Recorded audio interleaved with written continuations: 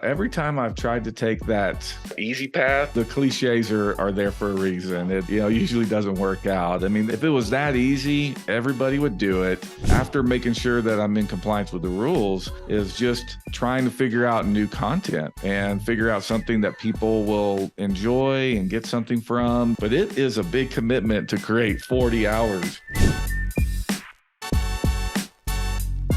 Hi there, welcome to today's session of Selling the Couch. I hope you're doing well, having an amazing day. So today's podcast is something that I know a lot of us have thought about, which is creating continuing education courses, but we're actually joined by somebody that has done this very successfully. I'm joined by Matt Beards.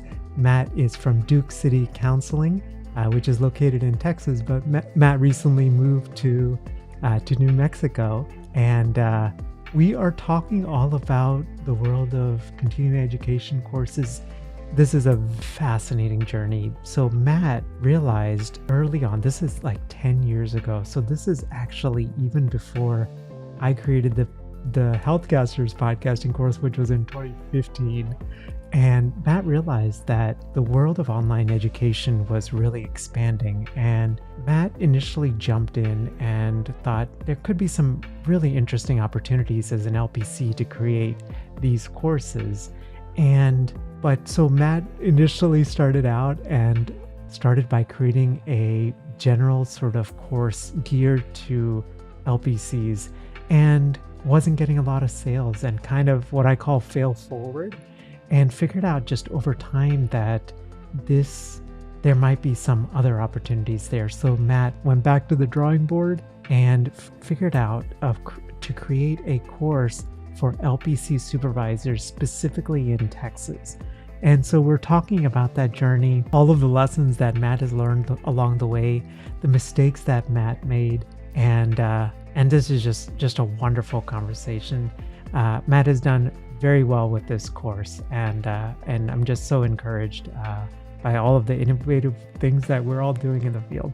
So we'll jump right into today's conversation. Here's my conversation with Matt Beards from Duke City Counseling and mattbeards.com. Hey Matt, welcome to Selling the Couch. Thanks, Mel. Great to be here, and thanks for this invite. I've really been looking forward to it.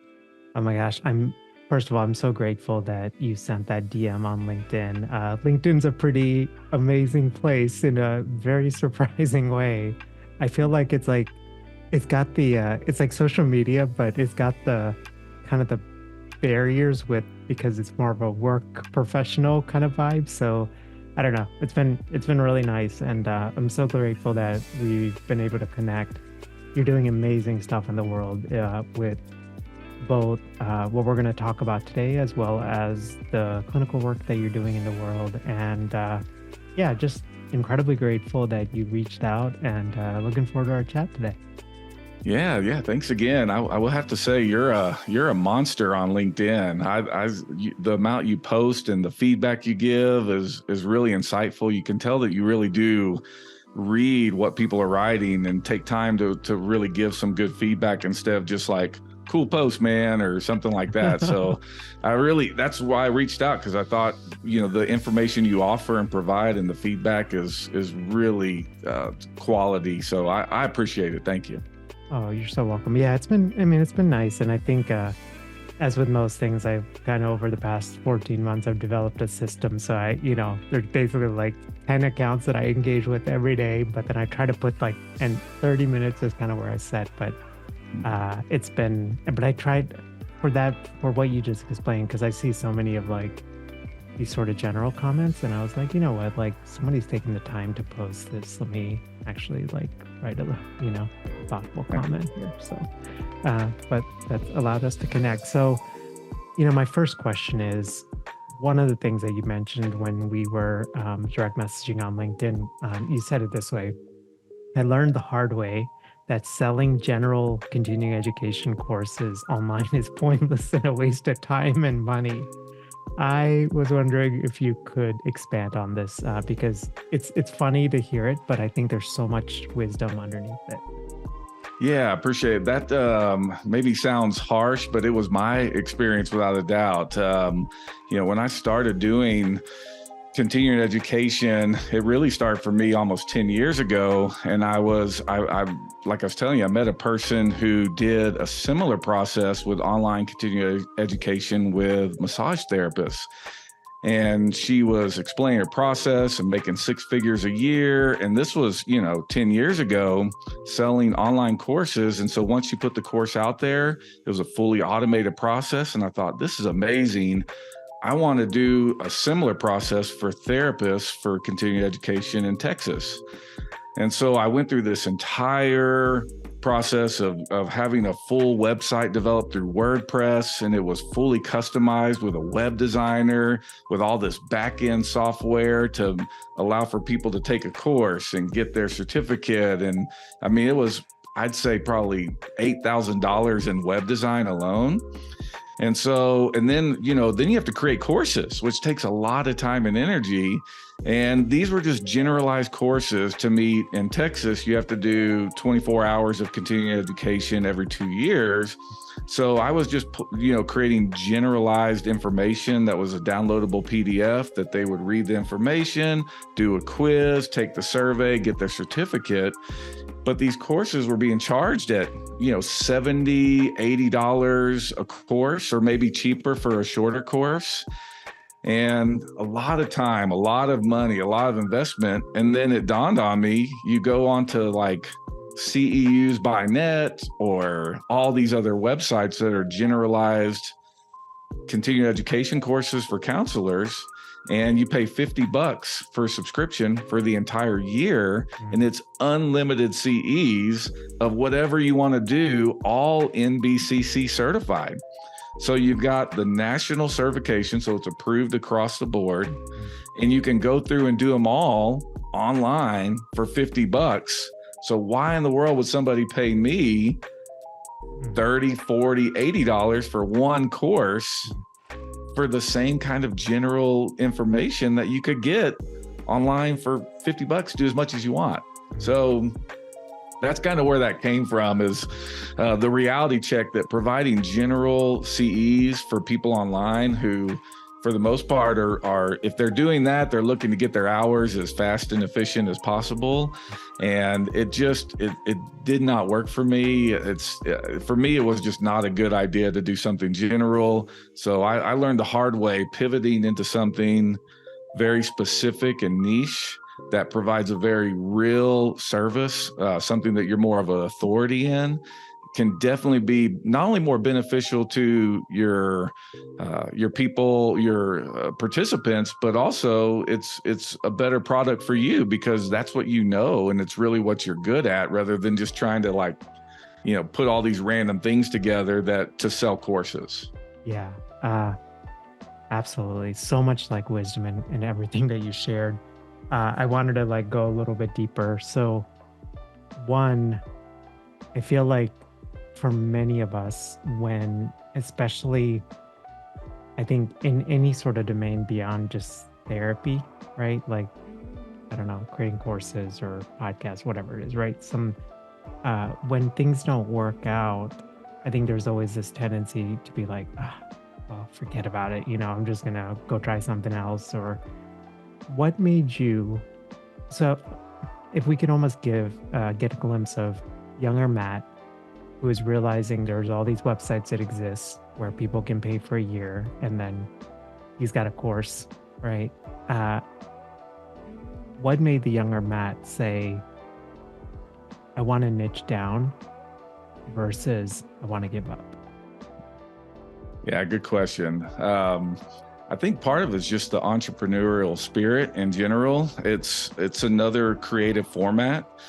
And probably as therapists, we tend to have a little bit more of that, those creative outlets it's in my nature for sure. And then the entrepreneurial element just really, that didn't work. So I thought, well, what's next? Let's try some other things, because, even back then I saw, the internet and engaging in continuing education and learning, it just made sense that that's the direction it was heading. So for me, it was just common sense to say, that's not working. What is working? Start, researching and looking at what people are doing that is not only financially beneficial, but offering a quality product. So I started looking for my avenue to really provide a very focused product rather than a generalized continuing education site. And that's what led me into the path of doing the LPC supervision continuing education courses, because that's a very specific product, a very specific course requirement that in Texas, all LPC supervisors are required to do 6 hours of LPC supervisor refresher courses every 2 years. So you have to do it. It's a very niche specific thing people are looking for. Had some experience in developing courses, knew it was something I still wanted to do. And so when I found that right opportunity, it was just easy for me to jump on it and try to do a little bit more efficiently this time. Yeah. Yeah. Beautifully said. So, I mean, I love it like on multiple levels, right? Like, I think one of the things I think a lot about is when you're creating a course created for a specific person in a specific situation, right? And so if we're looking at like specific person, could be all therapists, which is what those websites are usually catered to, right? But you niched it down to LPCs, which I think is where most people would stop. But then you started thinking like within LPCs, how can I sort of slice this even more nuanced, right? And got to LPC supervisors. And then in a specific situation, right? Usually I think when you figure out that population, you can sort of make the leap of like, what are they doing? And they need these 6 hours every other year. And so I guess back then, was there like, what were people doing? Like, were they going to online, like in-person trainings to? Yeah, I think a lot of it was just finding in-person trainings and then really seeking out one or two options that were available. But it was really, and it still, in my opinion, is fairly limited in this market, which is quite amazing. I think there's over 6,000 LPC supervisors just in Texas. So it's a small market, but it's a big market and it's ever growing. And there's just not a lot of people providing these kind of online services. So a lot of people, not only back then, but still are looking to in-person CE courses. And so I think that there was just a huge market here and there's not a lot of people that were doing it. So I just jumped in and thought, well, I can do this. So yeah, I think that's what happened was I saw this need. I saw this in this market. Nobody was really doing it. Not many people were. So it just made sense. Yeah. You've been a supervisor, right? Which I think that's the other part of it. If it's almost like creating a course that addresses the pain point for you or speaks to a younger version of you, right? Like I could imagine there were times where you may be traveling or going to like try to get these CEs. You're like, man, this would be so much easier to do this online, or Absolutely. One of the things that really helped me in this journey is in Texas, you have to do a 40-hour training to become eligible to be an LPC supervisor. You have to have 5 years of full licensure plus this 40-hour training. So to do it, especially back then, you either went in person for 40 hours, which was a huge time commitment. A lot of them had transitioned into this part-time where you did 20 hours of home study, 20 hours in person. So for example, I went to one of those where I did 20 hours prior to just, at home. And then I went and I had to pay not only for the course, but then I had to pay to travel to Dallas. And I spent an entire weekend sitting in a little conference room doing the other 20 hours, which actually was a great experience. And I met some really cool people. And the teacher of the course, Gilbert, is still somebody I email all the time and talk with. So I built some really good connections, which I love. But I left there thinking there's people out there that want to find a more efficient way of doing this, where it can be all online, all self-paced, and cheaper. Because if you're paying the same price for a course that you're attending in person as online, but I'm not paying for a weekend's worth of travel, hotels, and all those extra expenses, this is an avenue that really wasn't out there, and there's not many people doing it. And I thought this is another avenue for people who maybe don't want to go and travel and do the in-person part. They want to do something that's more at their own pace and in their own, home or environment. So that was really what triggered this process of transitioning. And then it led into not just doing the 40-hour course, but then also the refresher hours as well. That's so then you awesome. get that repeat customer, because every 2 years they've got to do it again. And once you build trust as an LPC supervisor in Texas, they know me, they can see me, they've taken some of my courses. And I think that's really important, where I'm not just some random website. I'm a person they can reach out to, ask questions. And I think when you build that trust in something that's required to do every 2 years, it really does help build this repeat customer, where you hope to see them again every 2 years. Yeah, such good stuff there. So I wanted to kind of break it down a little bit more. So I think the first part I kept thinking is a course that helps people save time and money, right? That's usually just even beyond courses, right? Just generally, I think those are two great things. And especially if you can link them both together, I feel like it's very powerful. The second piece, right, which you just alluded to, the credentialing every 2 years, 2 hours, that would be crazy. So, were you thinking about that? Like when you first started, like, okay, so you were thinking like had the 40 hour and then realizing there's potentially some recurring, right. Absolutely. For me, it was to build something that is ongoing. That's something that I can continue to provide that service for, not just a one-off, but for having repeat customers, was really important to me. Because if you're going to invest time, money, and energy into creating something, one-offs just didn't make sense to me. So it really did immediately think, okay, I've got to take a 6-hour course every 2 years. Every other LPC supervisor in Texas has to do this. I looked around and was seeing what was available and thought I could create an efficient, affordable process to obtain these hours and provide that service that is needed.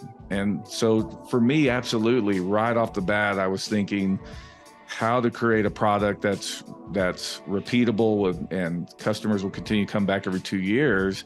And that's a lot of scale, because not only are you getting repeat customers, you're getting new people also through my own 40-hour course where they're joining and they get to know me. So I would like to think they come back for those 2-year refreshers.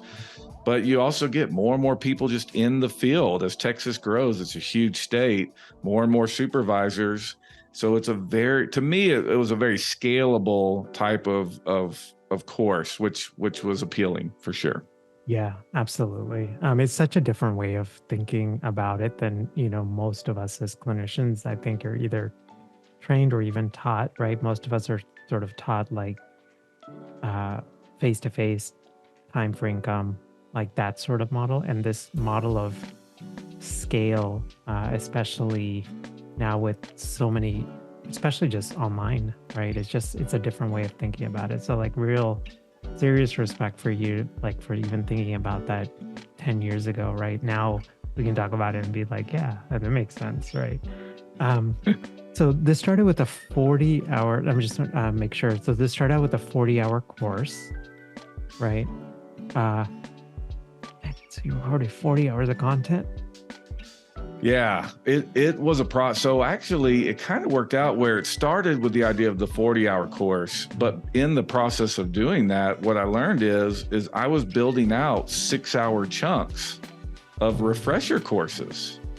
So I started promoting these 6-hour courses throughout the process in building the 40-hour training. And then as I did that, I kind of got that 40-hour course developed. I offered some of it as refresher courses.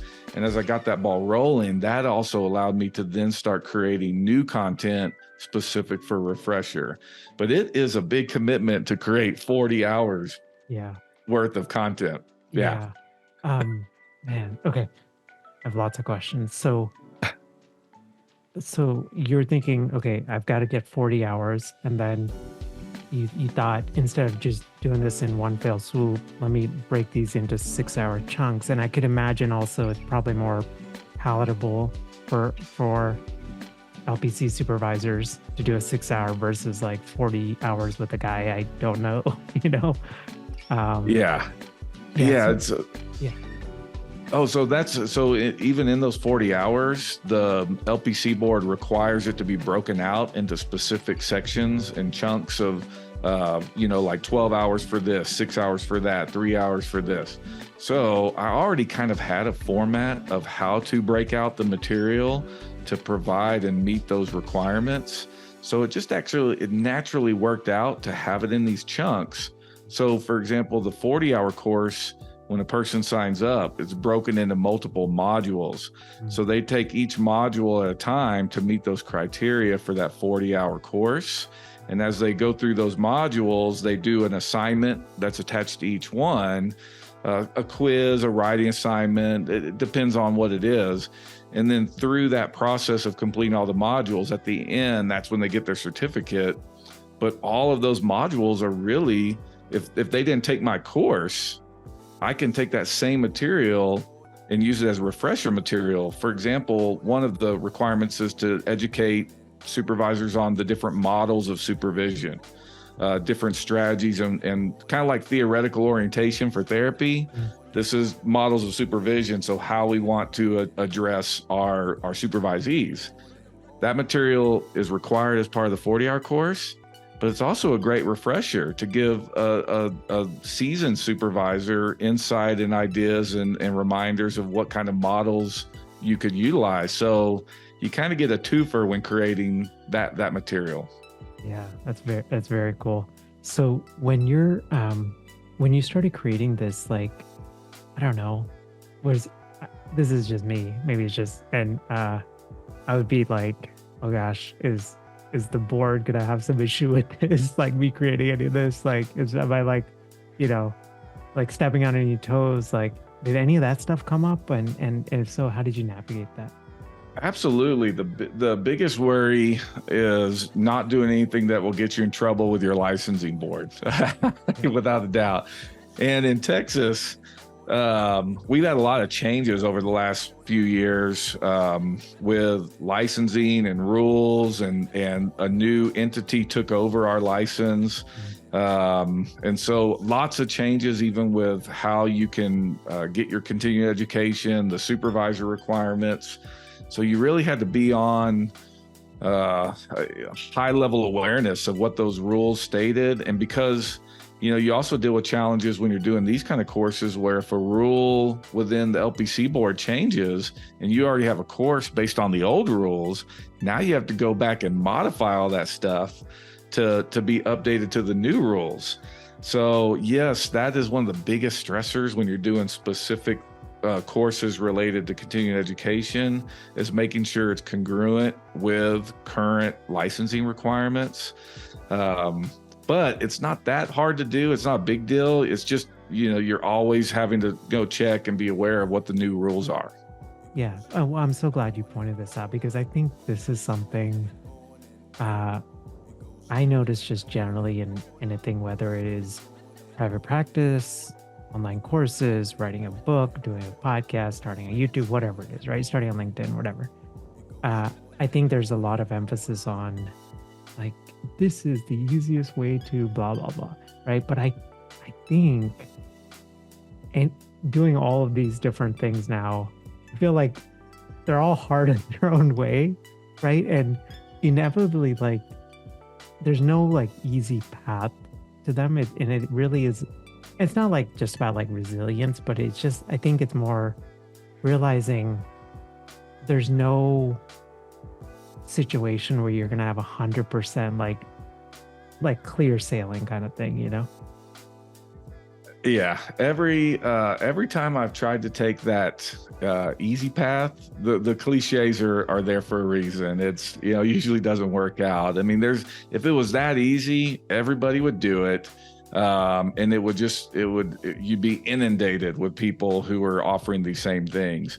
So, personally for me, the hard part is content. I mean, you've got, especially when you're running a full-time practice and you have family obligations and every other part of life, to be able to create content that meets these specific criteria is an additional time suck. And I think that's probably where most people have to decide if they're willing to do it or not, because you put all the work up front. Yeah, at that point, it's out there, it's accessible. We've always used the term mailbox money, right? That sounds great, right? I don't have to do anything and money just comes in. And I think that's wonderful in theory, but the reality is there's a whole lot of work that goes on the front end, and then constant maintenance of that is so it's not really mailbox money. It definitely requires work. Yeah, absolutely. I think I heard something recently, and I'll probably butcher it because I have a tendency to butcher phrases that I hear, but it was basically like if a path is easy and a path is hard, default to the harder path, because one, it'll kind of push you, but then two, it's likely that most people won't have the resilience or the persistence to like stick with it. And so if you can sort of outlast, right, you essentially almost like go to the top, eventually over time. So you said something, I wanted to kind of two final questions. So one, you said managing it, right? Like with life commitments and all of these things, what does that look like even on a monthly or yearly basis? Like, are you, it sounds like you're constantly sort of looking at, these regulations, seeing what you need to tweak. Do you, say like every June I'm going to sit down and re-record everything? Or is it more like, as things come up, you have to think about it?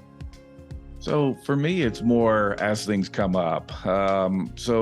Regarding CE rules, I'm set up with all the, emails where if there's any rule change or the LPC board has one of their regular meetings, I get notified. And so then I'll go back and review those meeting notes or see what the rule changes are to make sure that what I'm doing is in compliance. So I don't really have to, put on the calendar those things. I'll get emails to notify me when changes are occurring, and then I just have to check and make sure I'm in compliance. The biggest thing I think I'm always doing is, after making sure that I'm in compliance with the rules, is just trying to figure out new content and figure out something that people will enjoy and get something from, because that scalable component, getting repeat customers, means new courses. Some of them like to take the same course every time, and they check that box and hey, that's awesome. But other folks really want something new and different. So that's probably the part that I think is a little more consuming, is just, new content.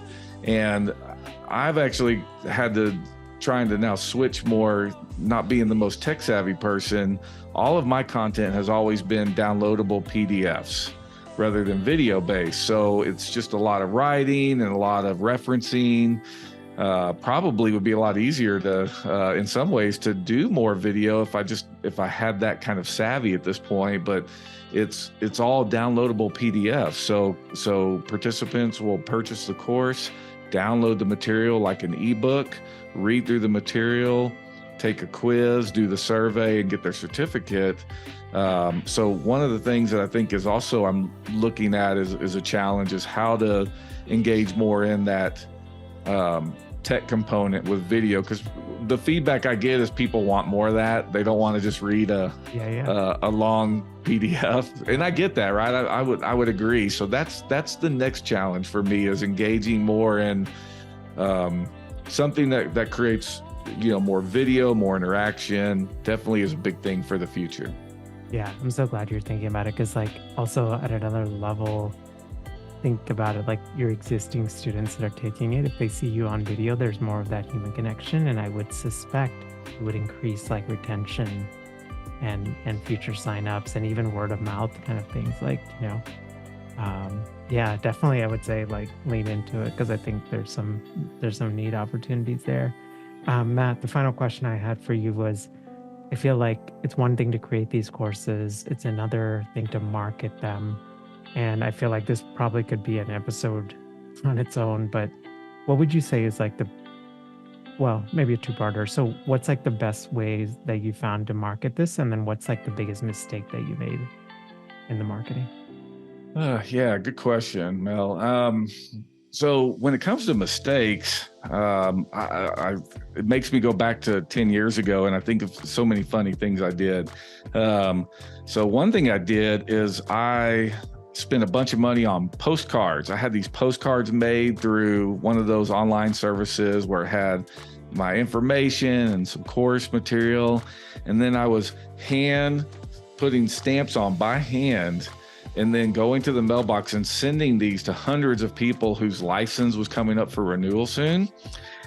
And that was just ridiculous. It was a lot of waste of money and time again. And the idea was, I'm going to send this marketing material out to people who are nearing that time and they're going to want to buy the course. In theory, it sounds great. Sounded great, right? Yeah. But yeah, it didn't work. So a lot of different marketing techniques back then that I learned a lot from that improved upon now. But I think the biggest mistakes I make now are just not using technology as much as I should. I essentially do some blog posts and put out some information about when I have new material, and the market is small enough still where if you do, I haven't done this in that recent, but typically if you do like a Google search for LPC supervisor refresher Texas, it'll be me and a couple other people on the first page. And I don't even really do any marketing. So my biggest mistake is not doubling down and doing more marketing in this arena. And so that's an area that I'm really wanting to look at and work. But I do think what works for me, what is the marketing strategy is, even though my courses are depersonalized a little bit because it's a PDF, I think because I personalize everything and you can see me, you can email me if you have a question about my course. I'm very accessible. And so for me, the best marketing tool I offer is that I'm just very easy to connect with. I'm easy to get a hold of. And I'm a real person doing this real job of supervision in the state. And I think that's a really good marketing tool for any therapists that are even listening to this podcast, is maybe to think about what it is you're doing, what it is you're known for, and really connect at that level, because that's already a skill set you have. It's already something you're in the arena being known about. So it's much easier to market that than something that people don't know you for. Yeah. Hope that kind of helps answer that marketing question. It's such a good question, because I think, if you've listened to, episodes of the podcast, like I think a lot about the most successful practitioners when they ask the question about like referrals, right? They usually say it's one of two things, right? Like local colleagues or like old clients, right? Like that are, word of mouth. And this is the thing, right? Like that's like it's not fancy. And so most people then skip it because it's not fancy enough. But I think if you have that foundation down, right, it just makes the other stuff, it just makes it so much easier. So. Oh yeah, that's a lot of people that I meet. They said, "Oh, well, my friend so-and-so took your course and said it was great, or, really enjoyed the process." So yeah, I mean, a therapy community is still a small community in a lot of ways, where we do build those connections and make referrals. Just like with therapy, I feel like I get the same kind of marketing, with these courses, where people just refer to each other and you become kind of known as, this is, call Matt if you need that. So it's really been nice to have that kind of, very community-based marketing. Yeah, absolutely. Matt, I'm incredibly grateful for our conversation. Thank you so much for just sharing your wisdom on this. I feel like all of us have online courses within us, right? And I feel like so many of us are now saying like, okay, how can I use this therapist skill set in new and innovative ways? And it's so cool to see someone doing this. And so appreciate you, and thank you for coming on the podcast. And where can we learn more about you and the awesome work that you're doing in the world? Yeah, thanks, Mel. I really appreciate you having me. This was a lot of fun. I haven't done a podcast in a long time, so this was a really cool experience for sure. To find me, the easiest way is just go to my personal website, just like my name, Matt Beards, MattBeards.com. And that's where you can get information about my courses and the other things that I'm doing. But yeah, if I can help in any way, I'm always open to that and meeting new people and learning. So that's cool. Awesome. Matt, thank you so much for doing this, and incredibly grateful LinkedIn brought us together. And have a great rest of your day. Thanks, Mel. You do the same. Hey there. Hope you enjoyed my conversation with Matt, and especially if you've been either thinking about creating an online course, or you've built a successful practice, or you're in the process of building your practice and your creative brain is getting activated, and you're like, oh, this is something that I've been always wanting to do. I hope that today's session has just been, more than anything, has just been encouraging to you.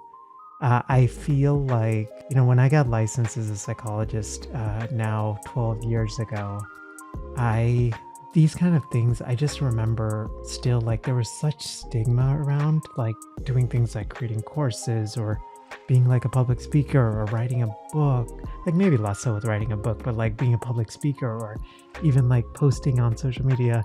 It's just so neat to see our field evolving, and getting to see exposure to these like innovative folks that are doing things. And more than anything, it pushes us and starts us to think about what we can do with our skill set beyond just clinical work. And there's of course nothing wrong at all with clinical work. I'm a big proponent of clinical work, but just unique and amazing things that we can do. I was reflecting on this conversation with Matt. The thing that I took away, a couple of things. So one is that if you are building something, and it doesn't necessarily need to be a course, right? But maybe it's even as simple as like you have an email opt-in, right? You start a newsletter and nobody signs up, right? For most of us, I think the tendency, or at least I can just speak for myself, my tendency is then to blame myself and get, and then almost like want to like stop. But I think this idea of like that we learn when things don't work out, and in fact, we often learn more when things don't work out, I think it's just such an interesting, it's just a different way of looking at it. The second thing I just wanted to mention was, Matt offers something that is like pretty technical perspective. Like it's not like super advanced, right? It's a PDF download. It is things that folks read. And this is the thing, right?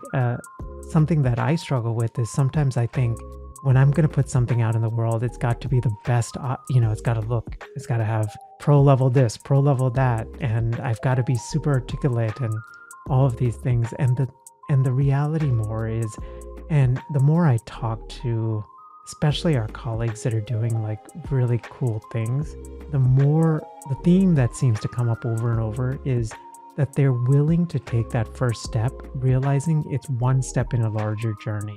There's that they're going to probably mess up and they're going to learn a ton of lessons along the way, but ultimately they're able to separate their own perception of who they are from the thing that they're trying to build. I hope you enjoyed this conversation again with Matt. Matt's website is over at mattbeards.com, and from there you can learn about all of the different stuff, including this course for LPC supervisors that are based in Texas.